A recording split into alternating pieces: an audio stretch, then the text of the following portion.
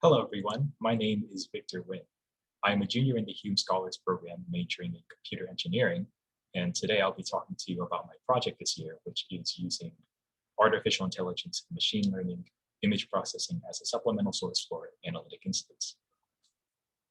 So although previous research has shown that imagery can be used as a powerful data source, there are still problems with using overhead imagery. The large size and sheer volume of overhead imagery makes it difficult to integrate with traditional data sources. Other research papers were pretty successful in using automated techniques with machine learning to detect objects in normal images and videos, but those techniques are still a developing research area for overhead imagery.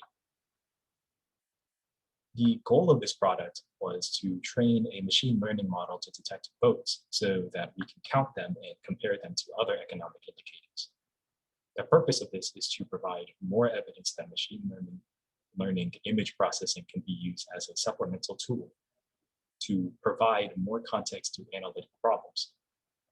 The objectives of this course were to find freely available imagery, determine what could be detected in that imagery, learn how to work with a machine learning model, and use the results of that model to connect disparate data sources together. So for our machine learning model, we chose to use YOLO v3, which essentially divides images into regions and predicts bounding boxes with probabilities for objects in each region. So we chose to train the model to detect boats, since boats are more easily detectable in medium resolution imagery, which is about 3 meters per pixel. We used the Masadi dataset, which contains images of small boats near coasts. You can see one of those images in figure 1 at the top left. We also used data from Planet. This data contained medium resolution imagery of Los Angeles and Long Beach ports, which were selected since they're known as some of the busiest ports in the US. The imagery we ordered contained just 1 to 2 snapshots of the ports for every month in the years 2019 and 2020.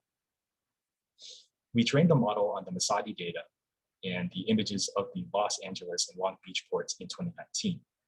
After training, we used the images of the Los Angeles and Long Beach ports in 2020 as inputs, and the outputs were prediction boxes with probabilities of what the model thinks are boats. So overall, our model worked pretty well with a detection rate of about 91% accuracy. You can see what the results of our model say about the numbers of boats at the Los Angeles and Long Beach port, excuse me, or the Los Angeles and Long Beach ports in 2020 by looking at figure 6 at the bottom there. On the top left is figure 4. The US employment levels in the transportation and warehousing industry in 2020, which we obtained from the US Bureau of Labor Statistics. On the top right is figure 5, e-commerce statistics, which are represented by Amazon's quarterly net product sales. Originally, we anticipated the number of boats at the ports over time to stay pretty high over the summer and correlate well with the e-commerce statistics, since we thought that an increase in online purchasing during the lockdown would lead to more goods and supplies being shipped to the US, but that doesn't seem to be the case. Instead, the boat count seems to correlate better with the employment levels, which dropped after March due to COVID-19 hitting us pretty hard. We believe the lack of correlation between the number of boats over time in 2020 and the increasing e-commerce sales is largely due to the limitations on our data collection.